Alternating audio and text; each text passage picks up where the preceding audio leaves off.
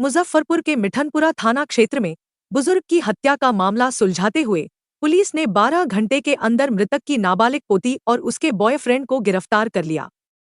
DSP सीमा देवी ने बताया कि पोती का पिछले 6 महीने से एक कोचिंग छात्र से प्रेम प्रसंग चल रहा था। दादा की जांच से परेशान होकर पोती ने बॉयफ्रेंड के साथ मिलकर हत्या की साजिश रची। घटना की रात सब्जी में नींद की गोली मिलाई, जिससे परिजन गहरी नींद में सो गए।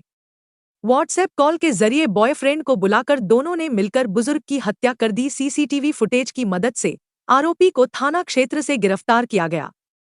हत्या में प्रयुक्त ईंट और चाकू बरामद कर आगे की कार्रवाई जारी है। IBN 7 बिहार से धीरेन्द्र सिंह की रिपोर्ट।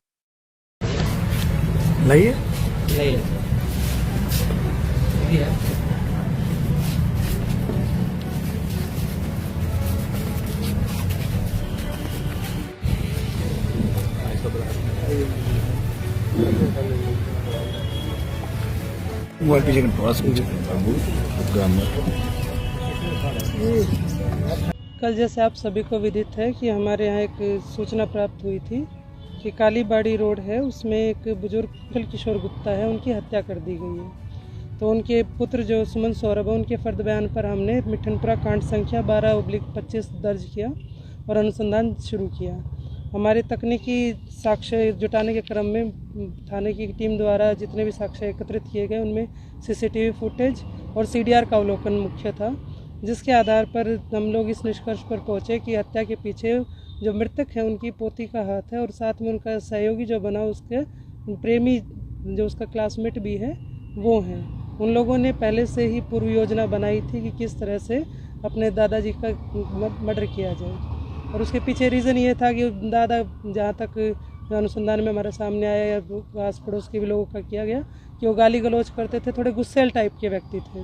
तो उनका पोती के साथ रवैया थोड़ा सा ख़राब था, उसी के चलते पोती ने सोचा कि क्यों ना इनको हटा ही दिया जाए।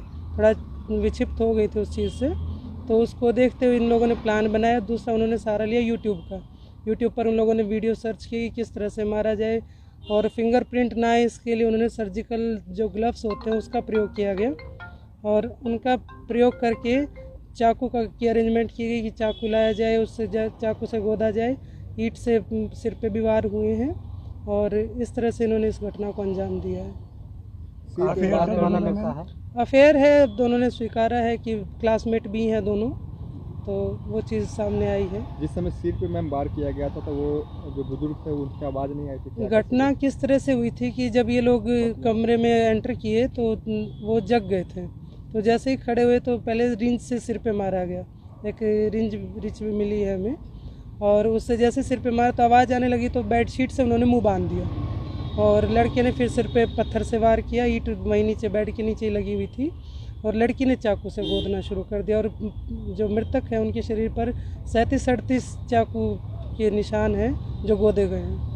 जो उनके बाकी परिजन है दूसरे कमरे में सो रहे हैं, क्या इसको उसके लिए उस लड़की ने पहले किया, उनके पिताजी हो सकता है ओकेजनली कभी कभी नींद की गोलियां लेते थे, तो गोलियां उनके पास थी, तो उस दिन उन्होंने दोनों की सब्जी में मशरूम की सब्जी बनाई बताई उन लोगों ने और सब्जी में मिला के उन दोनों ने नींद की गोली दे दी और वो इतनी गहरी नींद में थे कि ये सारी घटना हुई तो उनको पता ही नहीं चला और फिर उसको रिएक्ट ऐसे किया गया कि कोई बाहर का व्यक्ति आके और उसको घटना को अंजाम दे के गया।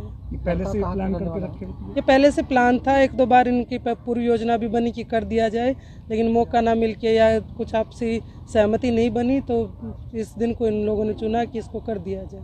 हत्या के लिए जो चाकू इस्तेमाल किया गया था वो लोग कहाँ से? वो चाकू लड़के को बोला गया था कि तुम चाकू लेके आना, तो एक चाकू वो और एक रसोई वाला चाकू ऑलरेडी था तो उसको उसने प्रयोग नहीं किया, लेकिन उस चाकू को भी साथ में दे के लड़की को कहा कि तुम खाली एक काम कर दो कि इसे बैग में ले जाओ और चाकू को कहीं जाके फेंक दो और घर के तीनों मोबाइल, मम्मी पापा और उस लड़की का, तीनों मोबाइल उस लड़के को दे दिए कि जाके फेंक देना ताकि शक ना जाए कि घर वालों का इन्वॉल्वमेंट है उसमें।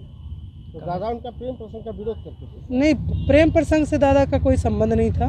लड़के को उसने एक सहयोगी के तौर पे तैयार किया था कि मैं इस चीज़ से परेशान हूँ, वो मुझे गाली गलौज करते हैं, उनका व्यवहार मेरे साथ अच्छा नहीं है, बैड टच वाली कोई बात भी सामने आई है, तो उसके लिए वो जब घटना को अंजाम दे रही थी तो उसमें सहयोगी के रूप में उसको बुलाया गया था। दोनों के बीच में कितने साल से फ्रेंडशिप? 5-6 महीने से लोग एक ही कोचिंग में हैं, उसी से उनकी जान पहचान है। लड़की बालिग है कि नाबालिग? दोनों नाबालिग बच्चे हैं।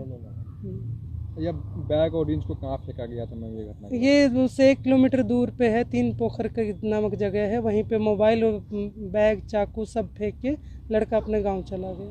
घटना को अंजाम देने पर लड़के की कहाँ से गिरफ्तारी हुई? लड़कियों को हमने कुडनी थाना क्षेत्र से उठाया।